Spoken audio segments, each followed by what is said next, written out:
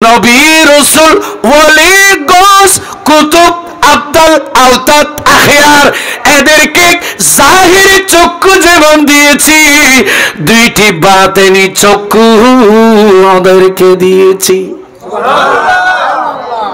সামিয়াম বাসীরা, দুইটি চক্ষু, বেলায়েতের চক্ষু, যেই চোখ দিয়ে চামড়ার চোখ দিয়ে দুনিয়া দেখা যায়, আর বেলায়েতের চক্ষু দিয়ে দুনিয়ার উপর আরশ আজিম, নিচে তাহাতুস সারা, এগুলো বেলায়েতের নবুয়তের চক্ষু দিয়ে দেখা যায়। আরো জোরে বলতে হবে। দুনিয়াবি জাহিরি কানে দুনিয়ার আওয়াজ শোনা যায়, আর বাতিনি কান দিয়ে আরশ আজিমের আওয়াজ, জান্নাতের আওয়াজও শোনা যায়।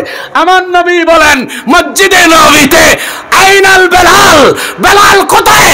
লাব্বাইক লাব্বাইক ওয়া সাদাইকা ফিদাকা বিউম্মি ইয়া রাসূলুল্লাহ, হুজুরে উপস্থিত। আমার নবী বলেন বেলাল, আমি রাসূল মসজিদে নববীতে বসে নামাজের কাতারে বসে, বেলাল তোমাকে আমি নবী জান্নাতে দেখতেছি।